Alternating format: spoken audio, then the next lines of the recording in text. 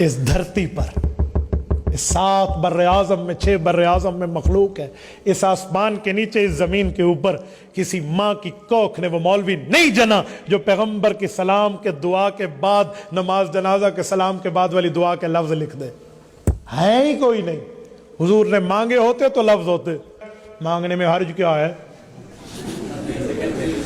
ایسے کہتے ہیں بہت ہی ویکھن دی ہوندی اس وقت دلاں دی، حرج کیا ہے؟ دعا مانگ رہے ہیں، کوئی گناہ کر رہے ہیں، نیکی کا کام کر، اللہ سے مانگ رہے ہیں، اللہ سے۔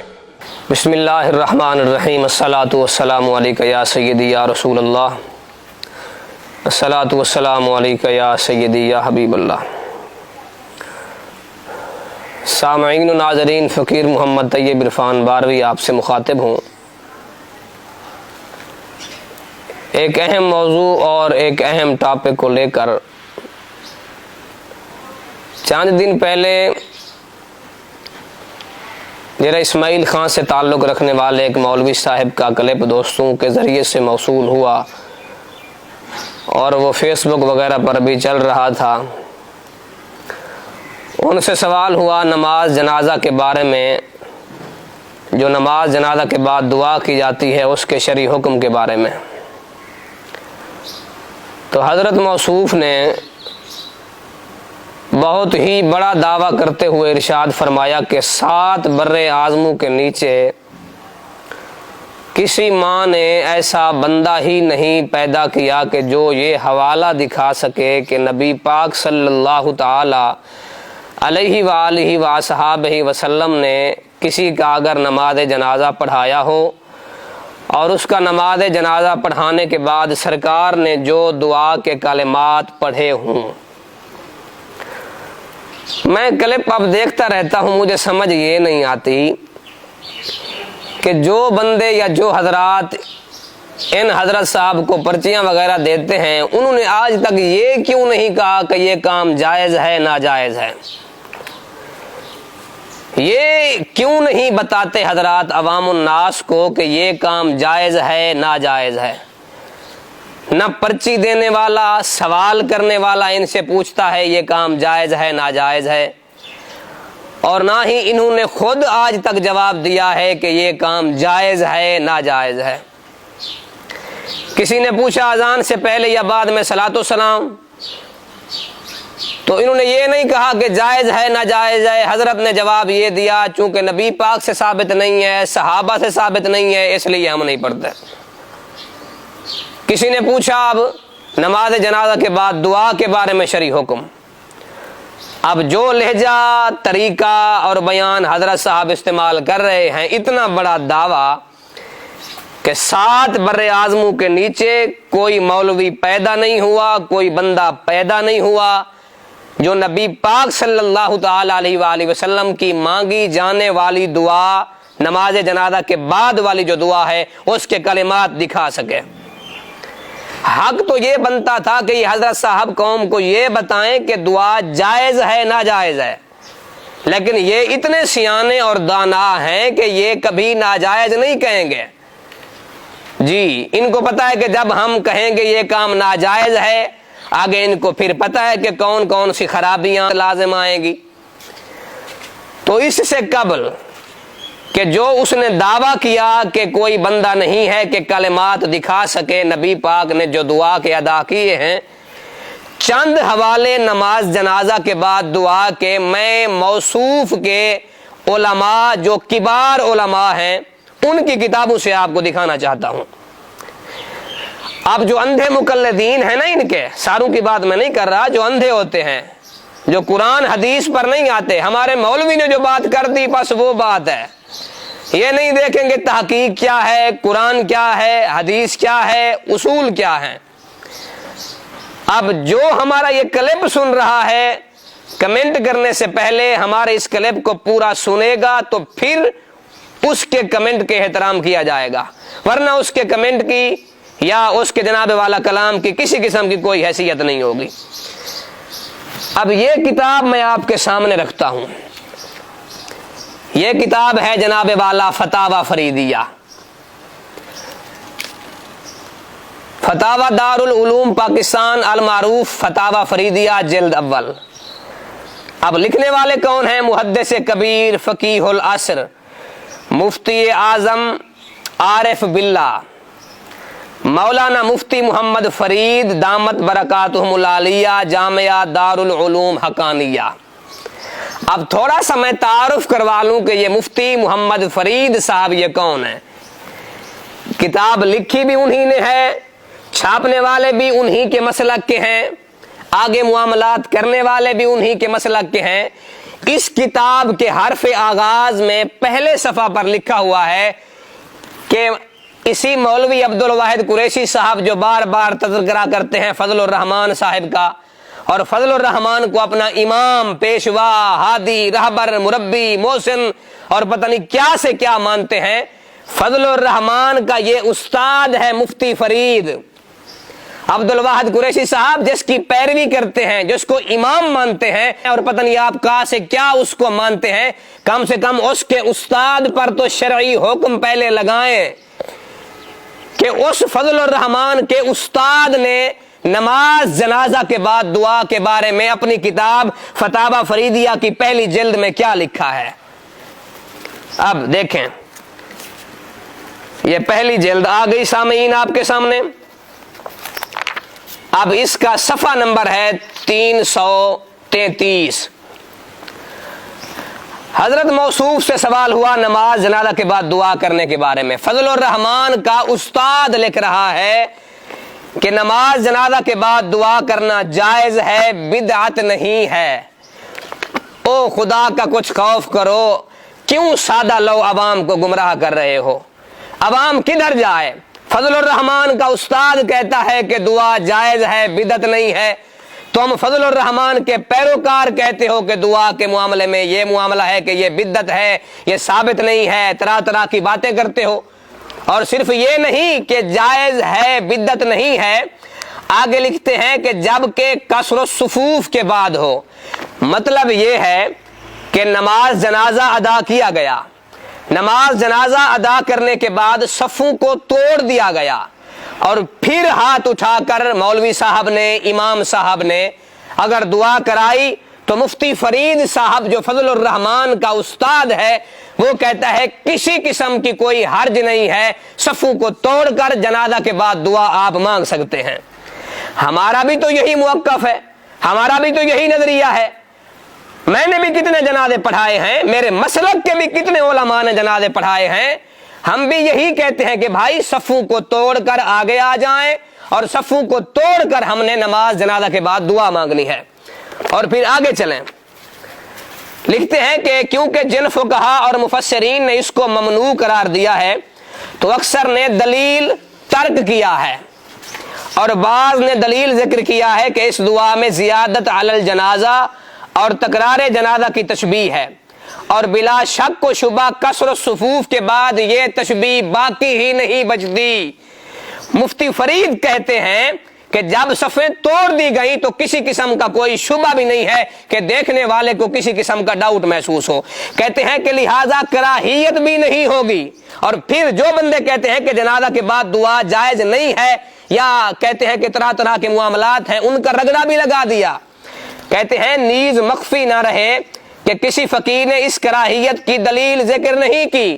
کہتے ہیں کہ جو نماز جنازہ کے بعد دعا سے روکتا ہے ان کے پاس دلیل شرعی کیا ہے؟ کسی نے کوئی دلیل شرعی نہیں دی کہ دلیل شرعی روکنے کی کیا ہے۔ یہ ہم نہیں کہہ رہے، تمہارے مفتی کہہ رہے ہیں۔ آگے کہتے ہیں یہ سلفی دلیل ہے، حنفی دلیل نہیں ہے۔ کہتے ہیں کہ جس طرح سے یہ جنازے کے بعد دعا کو روکتے ہیں یہ سلفیوں والی دلیل ہے، حنفیوں والی دلیل نہیں ہے۔ اگر یہ حنفی ہوتے نماز جنازہ سے روکتے تو حنفیوں کے اصول کے مطابق دلیل دے کر جنازہ سے روکتے، لیکن چونکہ انہوں نے دلیل کوئی نہیں دی لہذا مفتی فرید صاحب کے بقول جو نماز جنازہ کے بعد روکے گا اس کا حنفیوں کے ساتھ کسی قسم کا کوئی لینا دینا اور کسی قسم کا کوئی تعلق نہیں ہوگا۔ اب یہ حوالہ آپ کے پاس آ گیا، آگے پھر آ جائیں۔ وہی مفتی فرید صاحب فتاوی فریدیہ دارالعلوم دیوبند المعروف فتاوی فریدیہ، اسی کی جلد سوم تیسری جلد ہے۔ ان کے جو حضرات तान व तशनी करते हैं, उलमाए अहले सुन्नत पर ज़बान दराजी करते हैं, और ये मुफ्ती अब्दुल वाहिद कुरैशी साहब जैसे हजरात जो बगैर किसी दलील के फतवे ऐसे देते हैं जैसे माअज़ल्लाह शरीयत इनके हाथ में दे दी गई हो, और जैसे ये शरीयत को मोड़ते जाएंगे शरीयत वैसे मुड़ती जाएगी, ना कोई दलील ना किसी काम का आता पता। अब तीसरी जिल्द में ये तो कहते हैं मांगनी नहीं चाहिए, नबी से साबित नहीं है, नबी ने कहा नहीं है। तुम्हारे मुफ्ती फरीद ने इस किताब के अंदर एक अलग मकाला लिखा है, अल मकालतु फी दुआए बादल जनाजा। ये पूरा मकाला जनाजा के बाद दुआ पर मौजूद है। यहां पर कमाल बात लिखी है और इनके उसूलों का जनाजा मुफ्ती फरीद साहब ने लगा दिया है और निकाल दिया है, जो जनाजा के बाद दुआ से रोकते हैं। कहते हैं कि जनाजा के बाद कसर सुफूफ से पहले दुआ करना मकरूह है, बाद कसर सुफूफ दुआ करना जायज है। वही पहले वाली बात हो गई। आगे जो मौलवी अब्दुल वाहिद कुरैशी साहब जैसे दावा करते हैं कि नबी ने नहीं मांगी, नबी से साबित नहीं है, इनका वो जनाजा निकाला है इनकी बातों का कि ये याद रखेंगे, बल्कि इनकी पूरी ज़ुर्रियत याद रखेगी। लिखते हैं अगर कोई ये दावा करे कि पैगंबर अलैहिस्सलाम और सल्फ सालिहीन ने ये दुआ नहीं की तो ये पैगंबर पर इफ्तिरा है। फजलुर रहमान का उस्ताद कह रहा है कि जो कहे नबी ने दुआ नहीं मांगी वो पैगंबर पर इफ्तिरा बांध रहा है। फजलुर रहमान का उस्ताद ये कहता है और फजलुर रहमान का पैरोकार कहता है दुआ मांगनी नहीं चाहिए। मेरा पूरा चैलेंज है पूरी ज़ुर्रियत को और इनके नाम निहाद मुफ्तियों को जो अहले सुन्नत के मामूलात पर तानो तशनी करते हैं, मुझे बताएं तुम्हारे मुफ्ती फरीद साहब के बकौल ये इफ्तिरा है नबी पर। इफ्तिरा का माना तुम्हारी लुगत की किताबें भरी पड़ी हैं, बोतान बांधना, झूठ बांधना। नबी पाक सल्लल्लाहु ताला अलैहि वसल्लम पर जो बंदा झूठ बांधे उसका शरई हुक्म क्या है ये बताएं। जो नबी पर इफ्तिरा बांधे उसका शरई हुक्म क्या है, तुम्हारा कख भी बाकी नहीं रहेगा। और सिर्फ ये हवाला यहीं तक महदूद नहीं है, मैं इख्तिसार के साथ करना चाहता था लेकिन क्या करें, मजबूरी है कि ये अवामुन्नास के अकायद और मामूलात को खराब इतना कर रहे हैं कि हमें जवाब तफसील से देना पड़ रहा है। आगे फिर एक रिवायत भी नकल की है। लिखते हैं कि इमाम कासानी फरमाते हैं हजरत उमर रज़ी अल्लाह ताला अन्हो से एक मर्तबा जनाजा हो गया, ये इबारत के लफ्ज यही है, तो दोबारा जनाजा पढ़ने का इरादा फरमाया। इबारत में कज़ा का लफ्ज शायद लिखने वाले से या कातिब से चूक गया।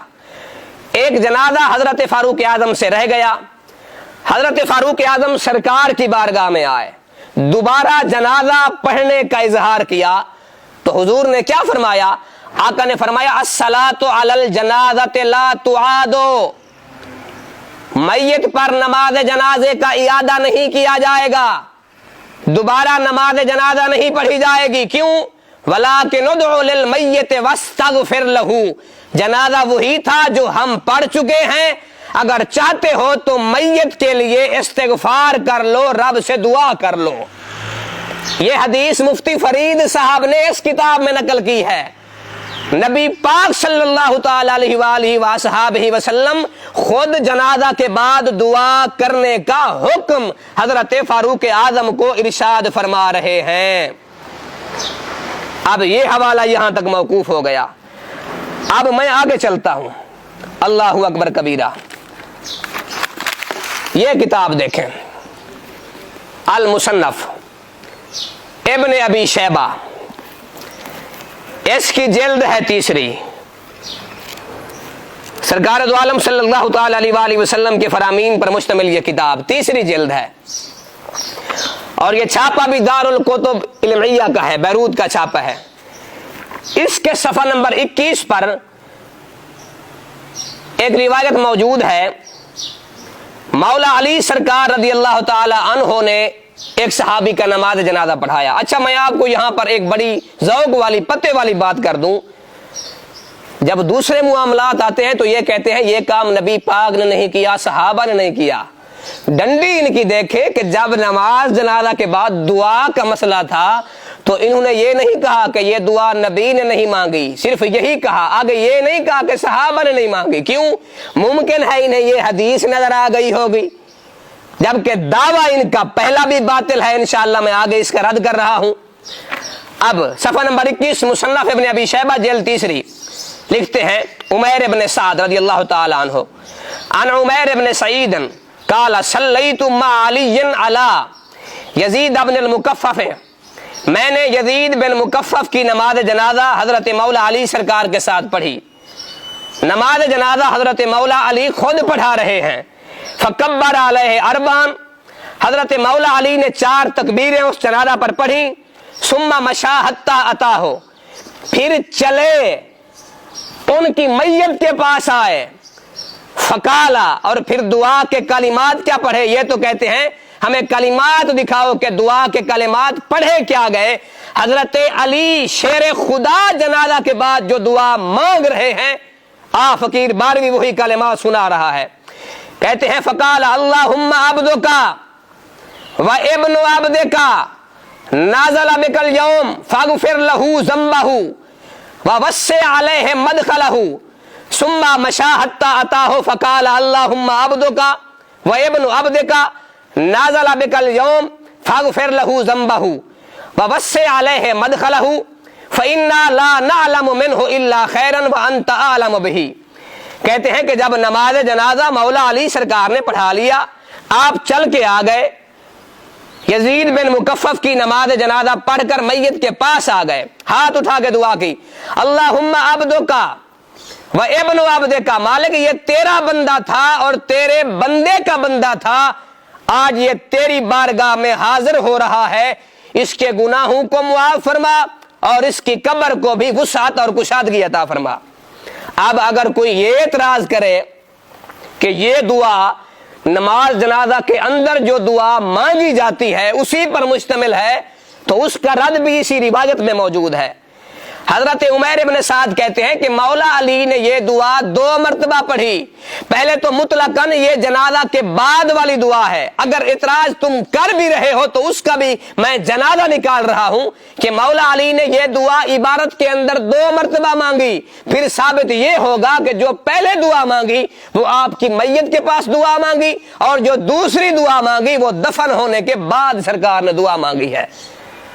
تم بات بات پر یہ کہتے ہو کہ حدیث میں یہ لفظ نہیں ہے، متن میں یہ لفظ نہیں ہے، تو مجھے یہ بتاؤ کہ سرکار کی صحابی کا جو جنازہ پڑھا گیا عبارت کے اندر یہ ہے کہ سما مشا حتی عطا ہو، مولا علی چلے عطا ہو اس کے پاس آئے۔ اگر قبر کے پاس آنا ہوتا، دفن کے بعد والی دعا ہوتی، عند القبر کا لفظ کیوں نہیں آیا؟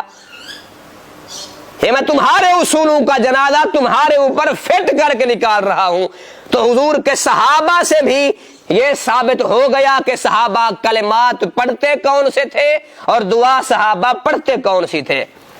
اب آگے جو ان کا سب سے بڑا اعتراض ہے، میں نے کہا کہ سب سے آخر میں اس کا رد کروں گا، یہ کہہ رہا ہے کہ 7 بر اعظموں کے نیچے کوئی پیدا نہیں ہوا جو دعا دکھا سکے کہ نبی نے مانگی کون سی ہے، نبی نے دعا پڑھی کون سی ہے، اور تو 7 بر اعظموں کی بات کرتا ہے۔ میں ملتان میں بیٹھ کر تیرے اصولوں کا جنازہ نکال رہا ہوں، اگر جرت ہو تو اس کتاب کے اوپر فتویٰ لکھا کر دکھاؤ۔ یہ انوار البخاری شرح بخاری 17، 18، 19ویں حصے پر مشتمل یہ جلد ہے، اور لکھنے والا کون ہے؟ امام العصر علامہ سید محمد انور شاہ کشمیری۔ چھپی کہاں سے ہے؟ ادارہ تالیفات اشرفیہ، چوک فوارہ، ملتان۔ اور یہ میں تعارف کروا دوں، علامہ سید محمد انور شاہ کشمیری صاحب کون ہیں؟ ساری زندگی یہ دارالعلوم دیوبند میں بیٹھ کر درس و تدریس کا سلسلہ کرتے رہے۔ تو جو بندہ دارالعلوم دیوبند میں بیٹھ کر مدرسہ تمہارا، مسلک تمہارا، فکر تمہاری، اور وہی بندہ تمہارے اصولوں اور تمہاری تقریروں کا جنازہ کس آسن انداز سے نکال رہا ہے۔ اب آپ دیکھیں، میں اس کا صفحہ نمبر آپ کے سامنے نکال رہا ہوں، 308 صفحہ نمبر، اور جلد اس کی ہے 19۔ پورا باب باندھا ہوا ہے کہ نماز کے بعد ہاتھ اٹھا کر دعا کرنا، اور بات نماز جنازہ کی چل رہی ہے۔ اب اس عبارت کو پڑھنے سے پہلے میں آپ کے سامنے یہ کتاب پڑھتا ہوں، الاصابہ فی تمییز الصحابہ۔ یہ صحابہ کرام رضوان اللہ تعالی علیہم اجمعین کے حالات پر اور ان کے معاملات پر مشتمل کتاب ہے۔ اس کتاب کے اندر نبی پاک صلی اللہ تعالی علیہ وآلہ وسلم کے صحابی حضرت طلحہ بن برہ، وہ بیمار ہو گئے تھے، سرکار عیادت کے لیے گئے، حضور واپس آ گئے، ان کا وصال ہو گیا۔ انہوں نے وصیت کی کہ حضور کو نہ بتانا، راستے میں یہودیوں کے گھر ہیں، کہیں سرکار جنازہ پر آئیں، حضور کو تکلیف نہ دے، لہذا میرا جنازہ پڑھا کر رات کے اندر مجھے دفن کر دینا۔ ان کا جنازہ رات کو پڑھا دیا گیا، دفن کر دیا گیا۔ فجاء حتی وقف علی قبرہ، جب صبح سرکار کو پتا چلا حضور ان کی قبر پر آئے، حضرت صاحب جو پہلی روایت میں کر رہا تھا یزید بن مکفف والی، وہاں پر اگر احتمال ہوتا کہ دفن کے بعد والا معاملہ ہے تو عبارت میں ہوتا، صحابہ کہتے کہ دفن کے بعد قبر پر، جہاں قبر کا معاملہ تھا صحابہ نے کہا ہے کہ سرکار ان کی قبر پر آئے، اور حضور نے قبر پہ آ کے کیا کیا؟ صف الناس معہ، لوگوں نے پیچھے حضور کے صفیں باندھ لیں۔ ثم رفع یدیہ، حضور نے قبر کے اوپر کھڑ کر نماز جنازہ پڑھایا، چونکہ حضور امت کے ولی اکبر ہیں اور حضور کو اختیار ہے۔ حضور نے نماز جنازہ پڑھایا، صحابہ نے پیچھے پڑھا۔ اب اصابہ کی روایت کیا کہتی ہے؟ ثم رفع یدیہ، جنازہ پڑھ کر فوراً بھاگ نہیں گئے، ہاتھ جیبوں میں نہیں ڈال لیے، جنازہ چھوڑ کر بھاگ نہیں گئے، بلکہ حضور نے اپنے ہاتھوں کو اٹھایا اور دعا کی۔ عبد الواحد صاحب جو نبی نے دعا کے لفظ پڑھے ہیں، تو 7 بر اعظموں کی بات کرتا ہے، میں وہ لفظ سنا رہا ہوں۔ آقا نے فرمایا اللہم لک طلحۃ وانت تضحک الیک وہو یضحک الیک، مالک میرا غلام حضرت طلحہ تیری ملاقات کے لیے تیرے پاس آیا ہے، جب یہ تجھ سے ملے تو یہ مسکرائے، اور جب تو اس سے ملے تو تیری رحمت مسکرا کر میرے غلام کا استقبال کرے۔ اب یہ حدیث کہہ رہی ہے کہ حضور نے ہاتھ اٹھا کر دعا کی ہے۔ اب اسی حدیث کی تخریج میں دارالعلوم دیوبند کے استاد علامہ انور شاہ کشمیری صاحب کہتے ہیں کہ یہاں بھی نماز جنازہ کے بعد ہاتھ اٹھا کر دعا مانگنے کا ذکر ہے۔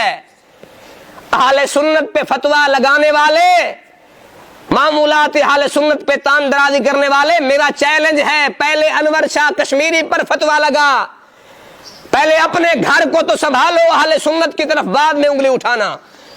انور شاہ کشمیری کہتے ہیں یہاں بھی نماز جنازہ کے بعد ہاتھ اٹھا کر دعا مانگنے کا ذکر ہے، جس کا ہمارے سلفی بھائی اور نجدی بھائی انکار کرتے ہیں اور اس کو بدعت کہتے ہیں۔ انور شاہ کشمیری نے قصہ ختم کر دیا۔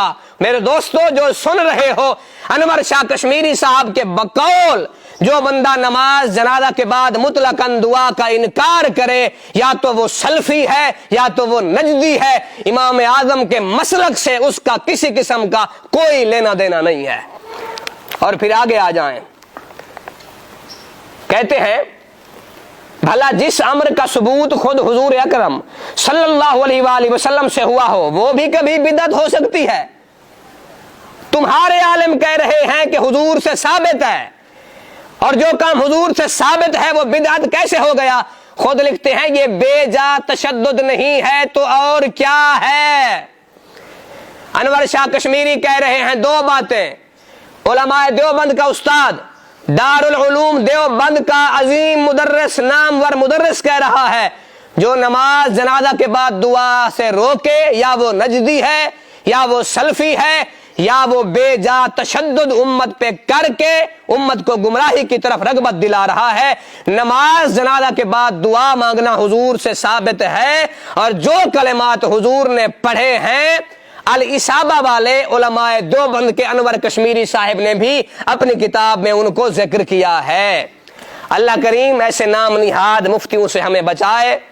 اللہ کریم عوام کی صحیح معنی میں جناب والا رہنمائی کرنے کی توفیق عطا فرمائے۔ کیونکہ یہ دور سوشل میڈیا کا ہے، اور جو بات سوشل میڈیا پہ آ جائے، جو علم سے پیوستہ نہیں ہے، متصل نہیں ہے علماء سے، وہ بندہ سمجھتا ہے تو جس طرح یہ مولوی صاحب کہہ رہے ہیں اسی طرح معاملہ ہے. تو میرا بھائی، میرے دوست، تھوڑی سی تسلی کر لیا کریں، دلائل مانگ لیا کریں. ان کو کم سے کم یہ تو کہیں کہ جن باتوں کا تم انکار کر رہے ہو، برسوں پہلے تمہارے اکابرین تمہاری آج کی تقریروں کا جنازہ نکال کر گئے ہیں. اللہ کریم ایسے حضرات سے بچائے اور ہمیں مسلک اہل سنت پر صحیح معنی میں چلنے کی توفیق عطا فرمائے. وما علیہ الا البلاغ.